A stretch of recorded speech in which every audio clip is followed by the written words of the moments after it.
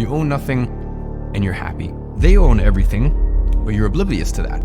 AI has replaced you and you rely on universal basic income to support you and your family. You're entirely reliant on the government, just like how they want you to be. But one day you do something the government doesn't like. Maybe you jaywalk, or maybe you tell a friend you dislike something about them. And now your social credit score, well, it goes down.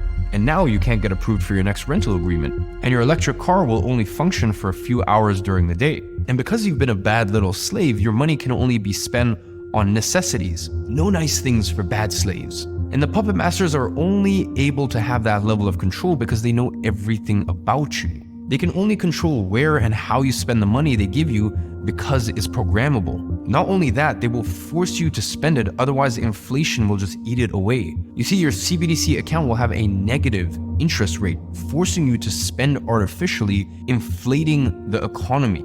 Now that may seem like a distant dystopian future, but honestly, it's not. There will come a day in the next 2 years where your money is really no longer your own. You will have no control over it, and you won't be able to save, so you will forever live under their thumb. But don't take it from me, because during the course of my investigation, I found documents proving that the central bankers are planning on implementing negative interest rates to stimulate forced spending. That means your money will not be yours, and if you don't spend it the way they want you to, well then, it'll just disappear.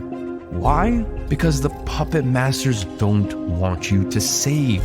If you save, you gain leverage over them, and you're harder to influence. That's why the puppet masters use inflation and the debt cycle. I mean, it is no coincidence that credit card debt just hit an all-time high of almost $1 trillion right as CBDC discussions intensify. Bahamas. Now, the biggest thing you might be wondering is whether this has already been implemented.